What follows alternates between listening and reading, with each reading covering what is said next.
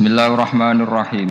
Saya ingat kalau terang kalau mau jadi tentang pangeran, pokoknya terutama itu masalah fikihnya. Ya. Saya ulang lagi, saya ngaji di mana-mana itu terutama masalah fikihnya, karena masalah fikih itu saya bisa mulai hilang. Mengenai kalau suami senang-senang pulau meskipun buatan sakit mau kitab ya mau terjemahan takrib atau terjemahan Islam nopo. Saya fikih itu mateng.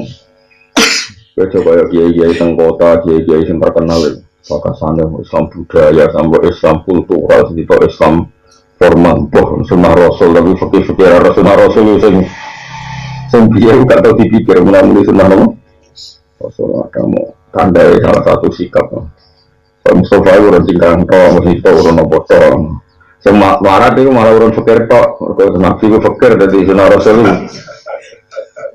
dari saya jadi tinangannya kok nabi fikir tok itu so betul ada hadis ahyini miskinan wa amitni miskinan tapi wasofahu wa ta'ala bi annahu wa wajada alam yajidka yatiman fa'awa wajadaka dolan fahada wa wajadaka ailan fahuna mana ngaji bin hatam saiki sifatnya Allah tentang Nabi itu kan tahu Nabi itu tidak ngerti ngaji yang jenenge pertama jadi Nabi. Kemudian Allah dawuh fahada, kemudian diberi petunjuk maknanya dipandu jadi orang top, orang pintar.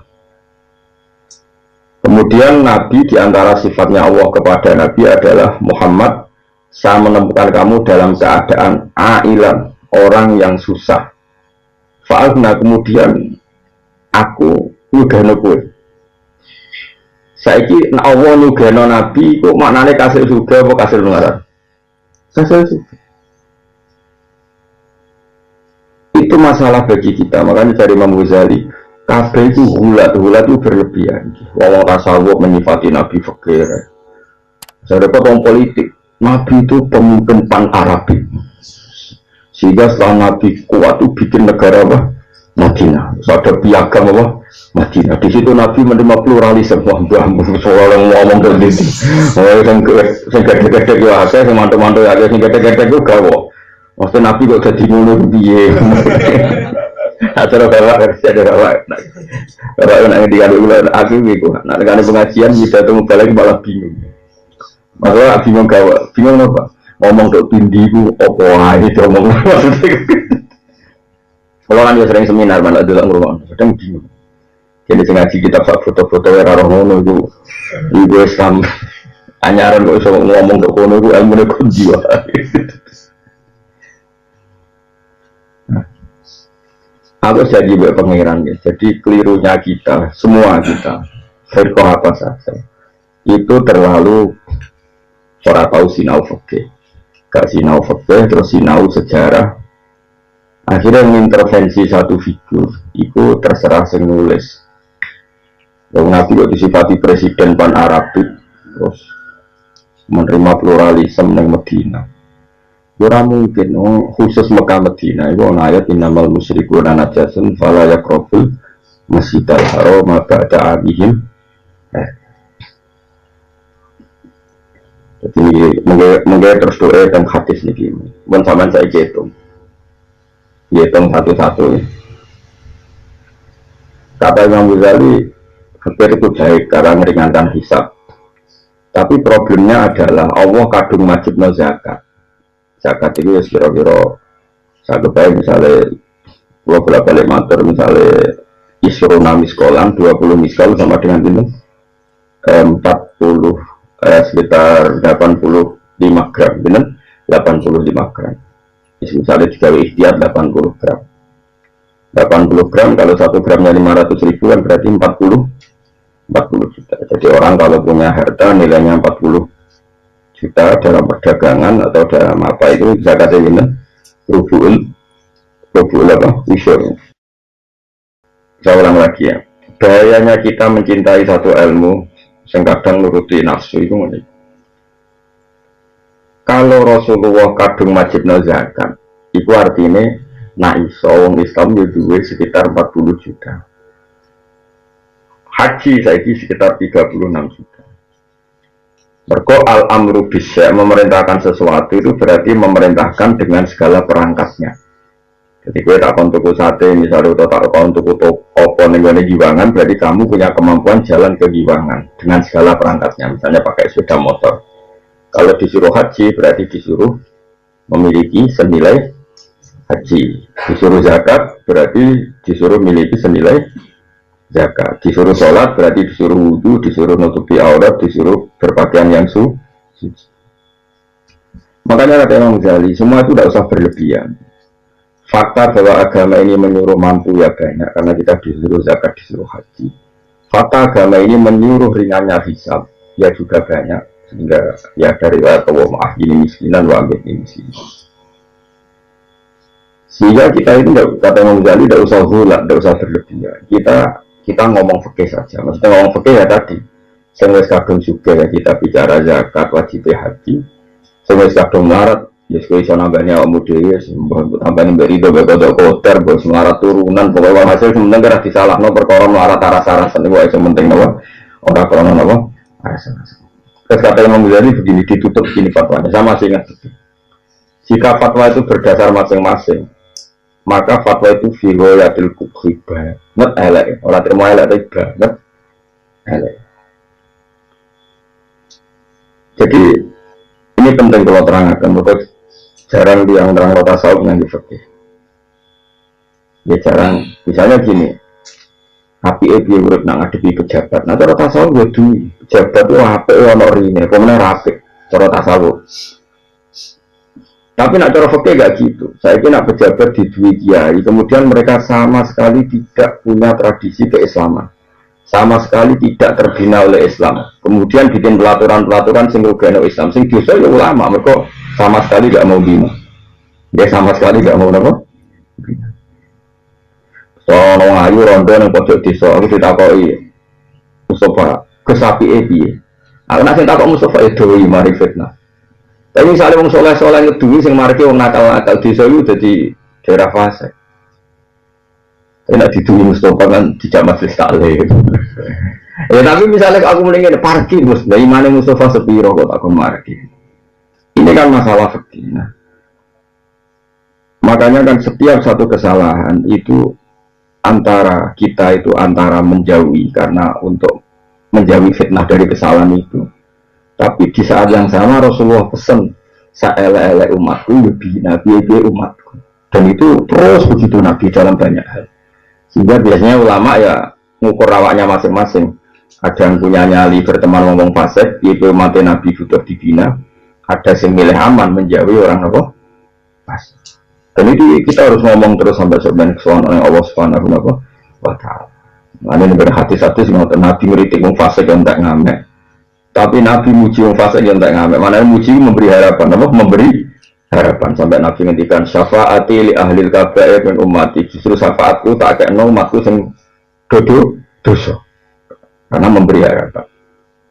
Tapi Nabi tak ngeritik wong fasik entek ngamek. Adzulmu dzulumatun yaumal qiyamah. Fasik wis sampe nanane kena peteng nek kiamat. Nah dene duwe apik dikekno sing dizalimi. Nah eleke sing dizalimi dikekno dene. Supaya bangkrut ben kere. Jadi Nabi di saat yang sama ngeritik wong fasik supaya tobat, paham ya? Di saat yang sama juga memberi harapan. Nah fikih yang begini ini yang harus tertanam terus supaya nggak mau hadis itu benar. Dan terusannya begitu sama. Yuhibbuna dunya wa yansawna al-ibadah. Ibnu Khaldun anak sini. Yuhibbuna dunya lid dunya. Nama yuhibbuna dunya lid dunya. Jadi yang dikritik Nabi adalah mencintai dunia ya karena dunia itu. Tapi kalau kita berebut negara supaya suasananya lebih Islami, ya tentu dengan aturan yang konstitusional ya. Yaitu tidak merebut dunia karena dunia. Misalnya kamu dia anak menjadi bupati. Bantul suasananya Islam. Paling tidak ya lumayan lah bupati ini santri. Begitu juga menjadi gubernur daripada dipimpin Cina santri-santri yang saatnya dipimpin santri. Paling tidak ada suasana apa? Islam. Yang seperti ini bukan yuhibbu dunya lid dunya. Misalnya anak-anak kiai alim udah di dosen, ben kampus sama suasana santri orang kabeh sekuler. Itu berarti tidak dunia karena dunia hanya sebagian apa syarat itu dari maksud. Begitu seterusnya semua hadis ditafsirkan gitu. Ketika Allah mengkritik dunia, makanya dunia sing nuruti nafsu. Ketika Allah memuji dunia, maknanya dunia sing mahal sujud. adalah tempat suci. Jadi saya ulang lagi, misalnya Allah ngeritik dunia aku mau mata hurur nipu tok, berarti dunia sing kanggo dunya sing nuruti nafsu. Tapi Allah nak ngeritik, apa nak muji dunia dan tak ngamek. Dunia aku masruatul akhirah, gue tanaman akhirat. Sekarang kita di dunia nanti, di akhirat nanti, semua referensi Allah tentang kita adalah saat kita di dunia. Lebih suarga ya, alasannya prestasi kita di dunia. Nanti kita masuk neraka juga karena kesalahan kita di dunia. Berarti dunia ini super penting apa tidak penting? Super penting. Nah, makanya kata Ibnu Khaldun, ngomong dari ngaji itu kecangkeman. Jadi kalau kamu mengkritik dunia itu ya ada porsinya, itu dunia yang menuruti nafsu. Ya tadi misalnya gue para wong ayu yang pojok desa, nak niatnya nafsu pasti dikritik Allah. Tapi nak niatnya merah nafsu, bocah ngaji, gue bina, bener ada di aset kefasikan, bener dimanfaatkan yang apa? Itu tentu akan dimaklumi Allah. Ya, tapi ya dolanan iman itu kan urusan masing-masing. Sebetulnya bisa loh, sangat bisa. Kalau itu, maksudnya ini mas Tanti ikhtiar itu ya. Kalau nggak keliru yang bapak. Misalnya ada orang ayu yang rawan fitnah. Orang cantik ini kan rata-rata punya keluarga. Kamu kan bisa dekati dengan pamannya. Kadang ya rondo sedih anak Joko. Kadang bunyi saran minduan. Dengan cara seperti itu kan nggak ada fitnah. Nafsu ya rapati ya mbak pamannya. Semarin mulai beli rono kok dhewean. Lha iku masalahnya kan iku. Sakjane iso dielmoni, paham? Kowe misalnya tak mosok Gus ngono ora seneng iso dielmoni. Mulane cara Kanjeng Nabi pantangane iku layak suwana rajulun bimroatin, sementing aja dhewe. Lah mari masalah fitnah terus pikiran ngeres kan suntas-suntu. Dhewean. Ya jadi iso dielmoni.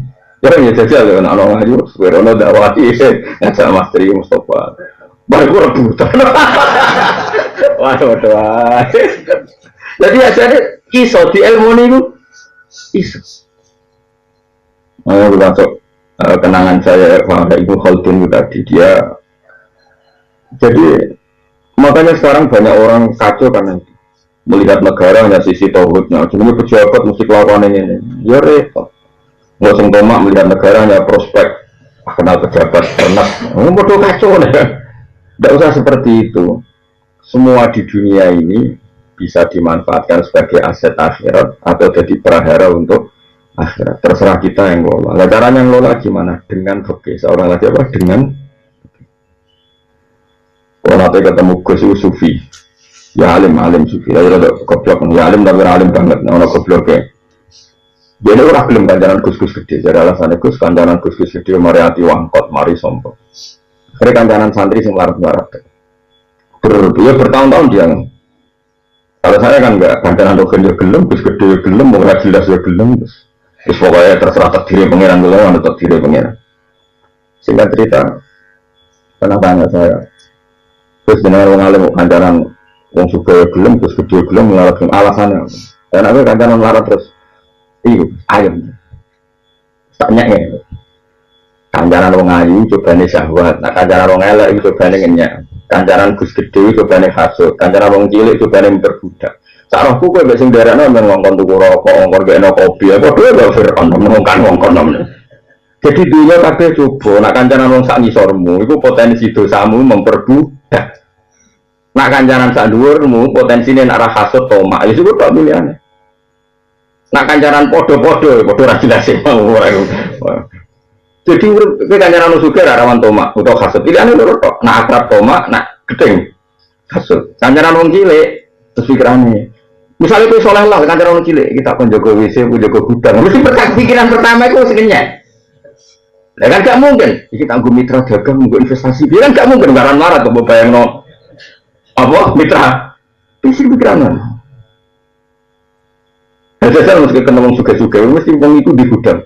Pak kalau butuh pekerjaan mesti ide ini gudang gue tak jago gudang apa jago WC kan gak mungkin potongan apa jadi direktur pemasaran rai ini nggak mayor no kan artinya manusia itu nah terus masa terus tobat berarti kalau dosa sekarang dosa karena nggak difekir tadi dia hanya takut hisab kemudian boleh kan banyak kiai sekarang yang panjang melarat toh pokoknya LSM mengusahakan kancanan nomor. Namanya ini nak iso dikelola.